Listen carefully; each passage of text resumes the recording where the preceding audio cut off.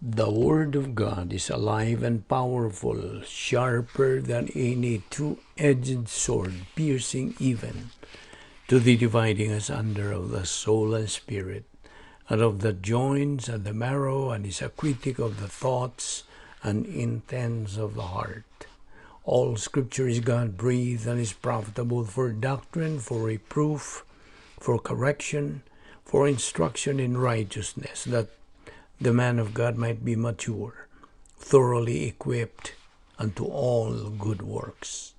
Study to show thyself approved unto God, a workman that needeth not to be ashamed, rightly dividing the word of truth. Isaiah 46:4. And even to your old age I am he, and even to hoar hairs will I carry you.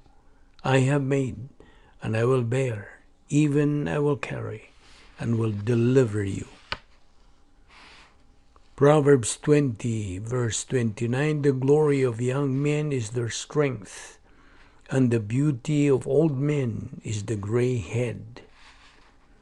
Proverbs 17:6, children's children are the crown of old men, and the glory of children are their fathers. Job 5:26, thou shalt come to thy grave in full age, like as a shock of corn cometh it in his season. Job 11:17, and thine age shall be clearer than the noonday. Thou shalt shine forth, thou shalt be as the morning. Proverbs 1:23, behold, I will pour out my spirit upon you. I will make known my words unto you. Before we start our Bible study today, it is our custom to pause for a few minutes of silent prayer. Well, this is done so we can get ready or prepare ourselves for the study of the Word of God. And so therefore I ask all of you, our subscribers, our followers, our fellow believers, to pause for a moment by putting yourselves in the presence of God. Let us set aside all our problems, our worries in life, negative thoughts for the next half hour or so. We need concentration while we assimilate God's truths. Therefore, use the principle of 1 John 1:9, which we call the rebound technique, if need be.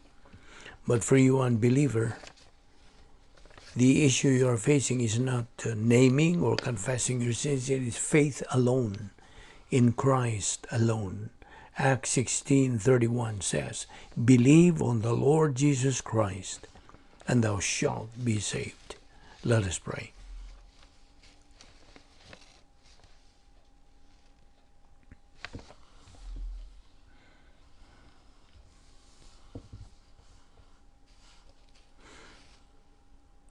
Father, we thank you for this opportunity of studying your word once again, and thank you for bringing us here so we can continue in our assimilation of your word. May God the Holy Spirit give us the concentration to what you're going to teach us today. This we ask in Christ's name. Amen. Welcome everyone, our subscribers, our fellow believers, everyone who is following our ministry through the YouTube. Our topic today is how to find true peace in life. I know a lot of believers would like to know more doctrines regarding this, finding true peace in life. First of all, when you open your Bible now to the book of John, chapter 14, verse 27. John 14:27, and it says, peace I leave with you, my peace I give unto you. Not as the world giveth, give I unto you. Let not your heart be troubled, neither let it be afraid. And also in Isaiah 57:19, God's word says, peace. Peace to him that is far off, and to him that is near, saith the Lord, and I will heal him. Okay, finding true peace in life. Now, this kind of life, where you can find that true peace, is a fantastic life. This kind of life is far beyond the description of Disneyland or Disney World or places of entertainment that they call of course, Disneyland and Disney World, they call it the happiest place on earth. Now, this fantastic life we are studying, where you can find the true peace in life, this is available to anybody, okay? Available to anybody, but there are conditions and requirements to be met. Number one, admit that you are a sinner. Number two, repent of your sins. And number three, believe in the Lord Jesus Christ as your Savior. But this is true, of course. The baptism of the Holy Spirit is putting you into union with the Lord Jesus Christ forever. You are united with Him. What else? You are imputed eternal life at the point of salvation. You are imputed God's perfect righteousness, no longer condemned and judged, but justified. Now you become a child of God through faith in Christ.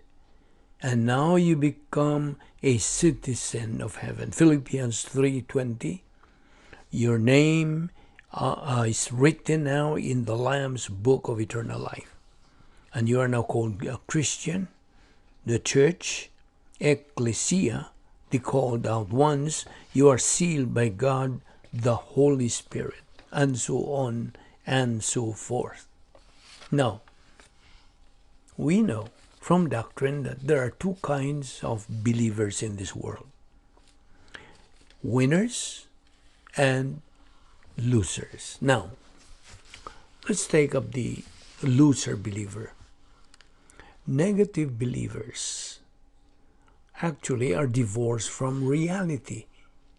These believers, if they don't flip the switch from negative to positive to Bible doctrine, they're going to be used by God in testing the growing and mature believers. Be sure you get it. While a believer persists to be carnal, meaning out of the operational divine atmosphere, he is always provided by God the Father the divine provision of the recovery technique of rebound. Now, carnal believers will tend to believe in lies. Why? Because they are negative to study the truth, and they will believe in lies. This believer who is negative follows the father of lies, Satan. Now, we believers should know where our stand is in life, right? And what is our stand? The answer is Bible doctrine. Now, what does 2 Timothy 2:26 say? It says, "And that they may come to their senses and escape the snare of the devil, having been taken captive by him to do his will." Now, coming to their senses means returning to the function of rebound. A believer who has not come to his senses is already ruled by his old sin nature. So he is under Satan's wiles. You see, demon possession is for unbelievers only, while demon influence is for believers. Now, the greater possibility of being demon influenced when a believer persists to be carnal and reversionistic. in his Christian life. For you, unbeliever, to do, to be able to avoid being demon-possessed, is first of all to believe in Christ as Savior. That is your protection. Remember, believer, now I am addressing this to a believer. Remember, to avoid demon influence, do not forget to reside in the operational divine sphere, God's royal palace. Stay there. Okay? Reside in there, as always. And grow in grace and in the knowledge of our Lord and Savior Jesus Christ. Maintain humility inside the operational divine sphere and utilize God's 10 problem-solving devices. Always use your right senses in your Christian life. You remember the doctrine of double punishment, doctrine of volitional responsibility, and doctrine of punitive suffering. Now, a believer's strength is in the Word of God. When a believer rejects the truth, he will sooner or later believe the lie of Satan. Whenever we believers face problems in our life, let us not focus our attention to the problem, but to the spiritual weapon we have in our soul. Today, sorry to tell you, and it is sad to say, that a big majority of believers do not have any clue about the spiritual life. What God is after is our ability to face any problem or adversity, and not to forget to use 1 John 1:9, the rebound technique. Now, these are steps to follow, God's open secret, in order to become winners in life. Do not forget to be filled by God, the Holy Spirit. Now, what is reversionism? The answer is perpetual carnality. The longer a believer resides in the cosmic dynaspheres, the greater the degree of demon influence. Remember the 8 stages of reversionism?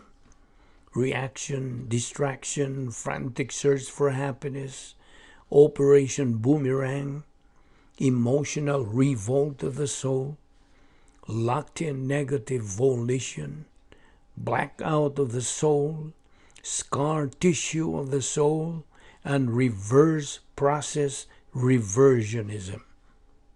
Now, a reversionistic believer's life cannot be distinguished from that of an unbeliever.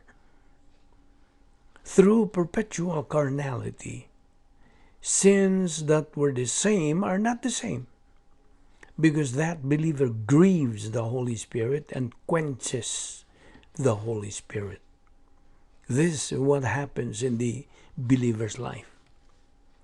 You see, Apostle Paul said in the last days. Now, what does in the last days mean? The answer is now.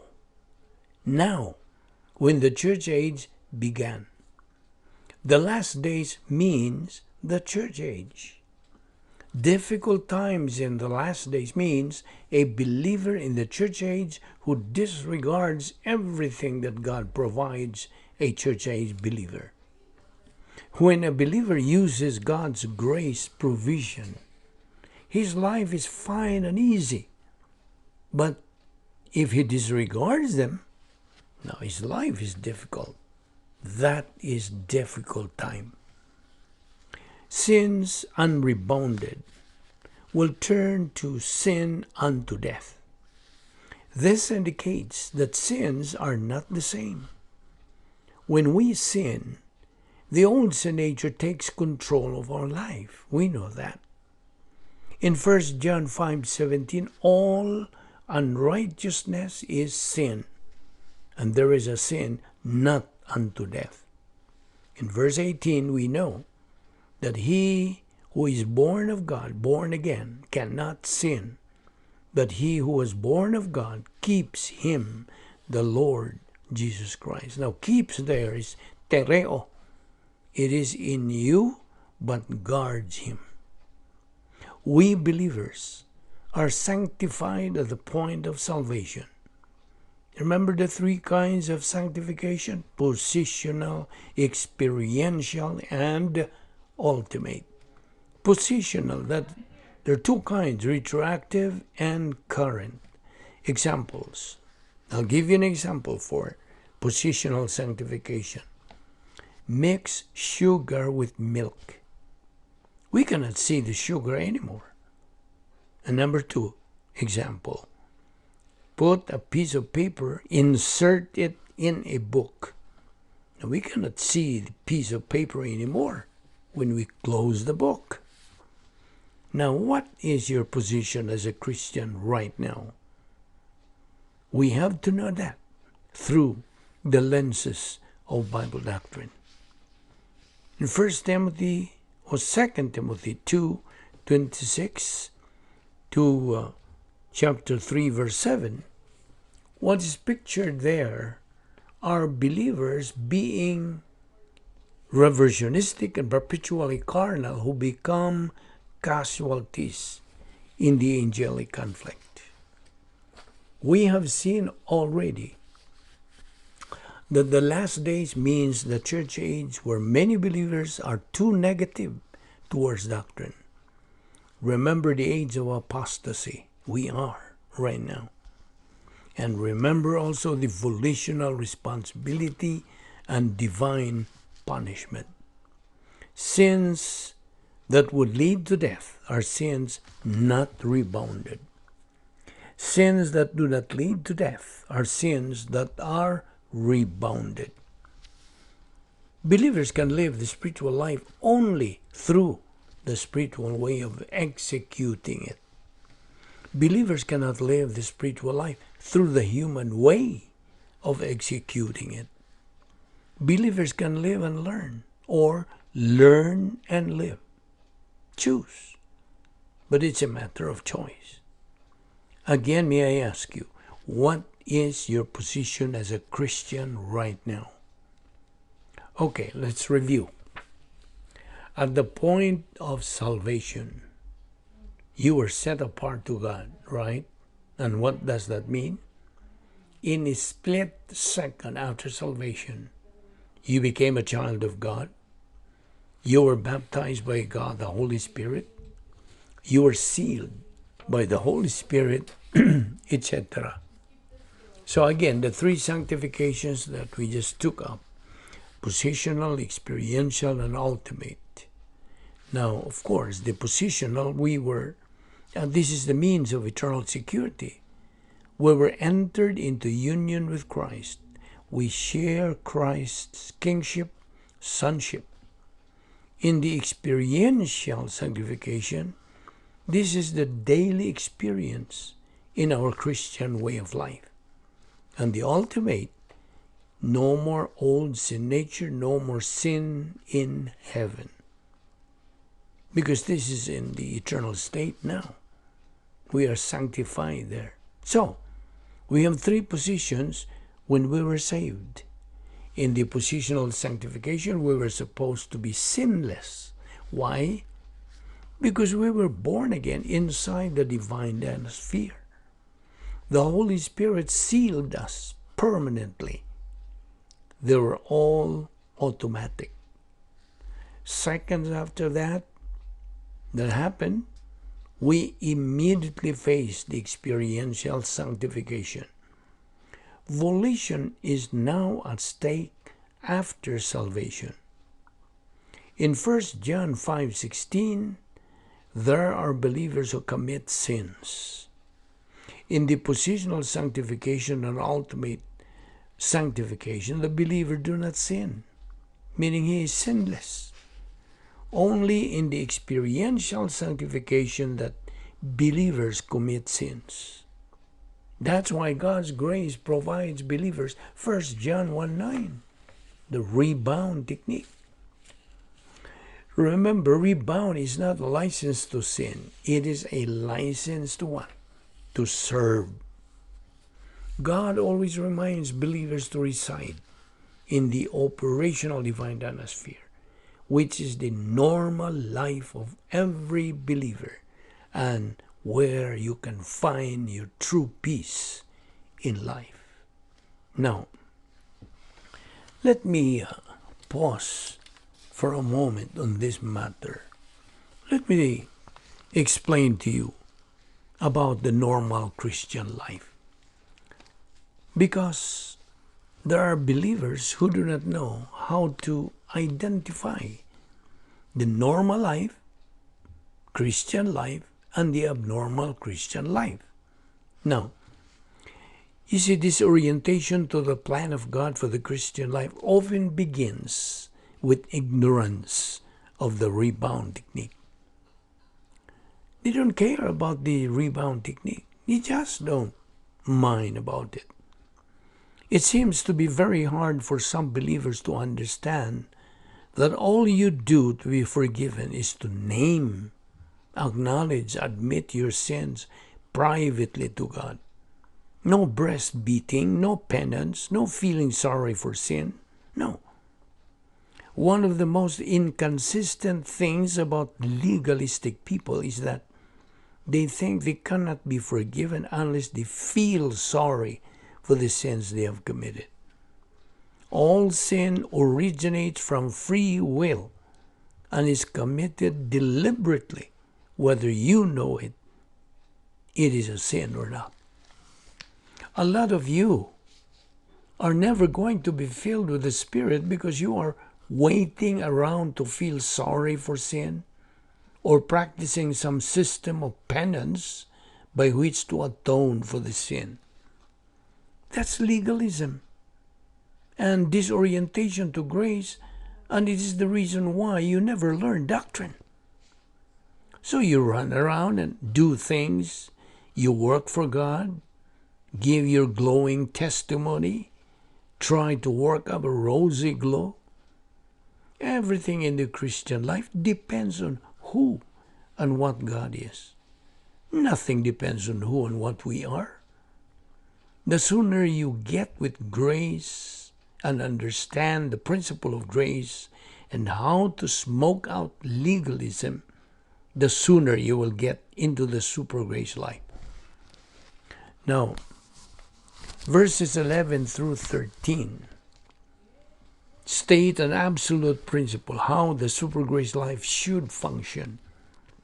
They describe the believer whose happiness never changes because he has an edification complex and because of the intensity of the intake of Bible doctrine. Now, this is not reserved for certain Christians. It is the normal Christian life for all believers. But as in physical life, the believer must grow and mature to this place through the intake of spiritual food daily. A lot of believers move up for a while, then fall into the valley of reversionism. The Lord clobbers them, and they recover. They get so far, and down they go again, up and down, and they miss the super grace life completely. That's not normal Christian life. That's adolescence. Stopping anywhere short of the completed edification complex of the soul is the abnormal Christian life. About 95% of all born-again believers are living in pseudo abnormal life. They are not only missing the boat, but they have found some satanic substitute or gimmick, some do-it-yourself kit, some system of emotional revolt or reversionism, and they are impressed with their own righteousness and what they are doing. They have their bag, and they've got to do their thing. The woods are filled today with abnormal Christians who are impressed with their own genius.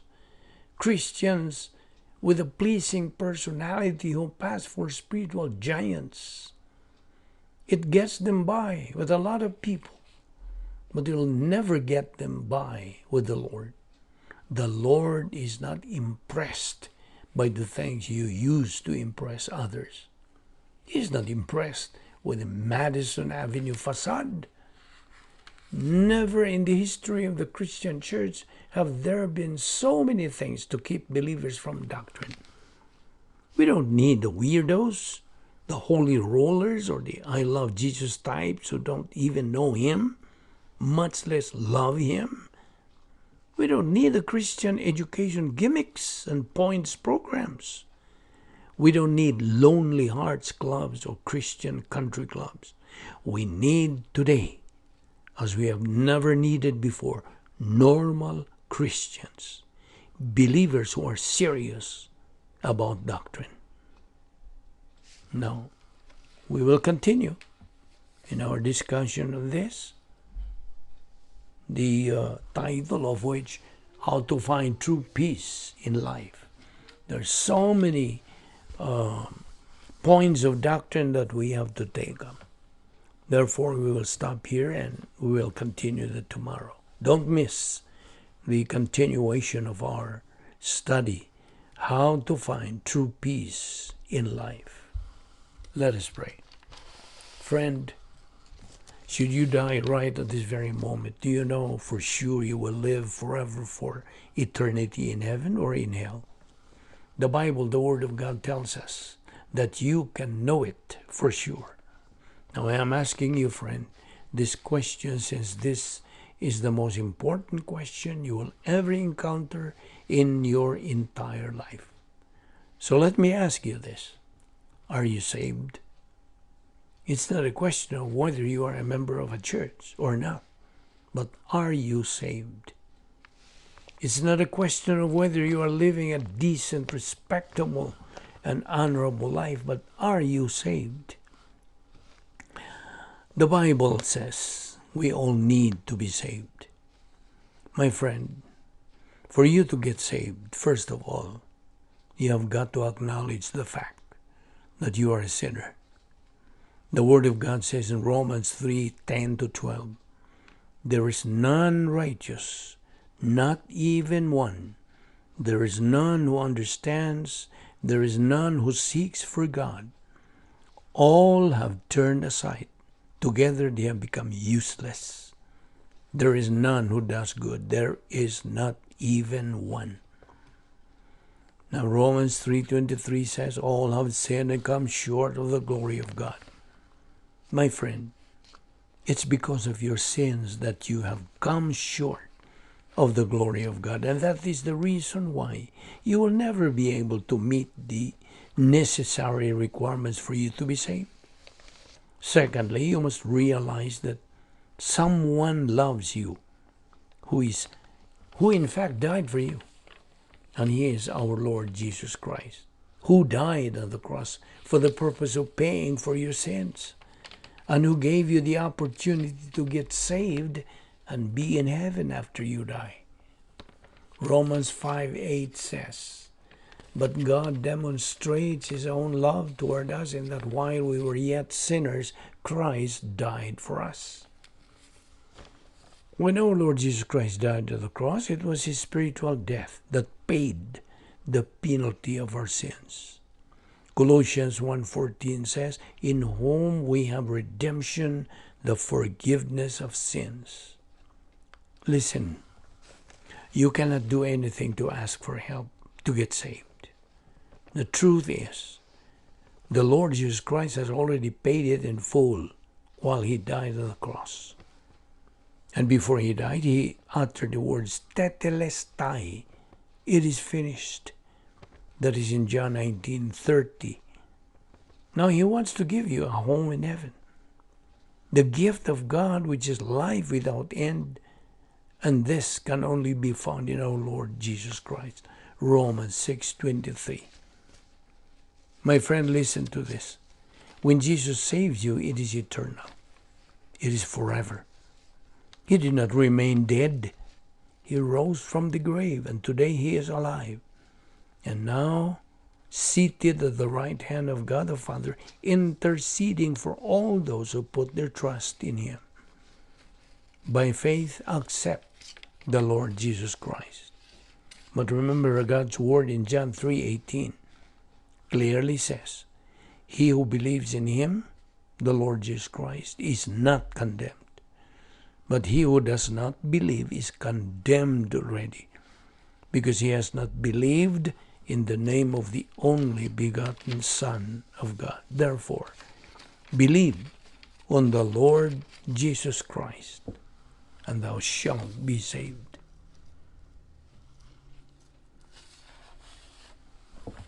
Let us pray. Thank you, Father, for the grace opportunity of fellowshipping in your word today. May God the Holy Spirit motivate, challenge our soul so we can feed it with your word until we reach the stage of capacity for life. We pray that what we learn in your word today may become a blessing to our life. This we ask in Christ's name. Amen.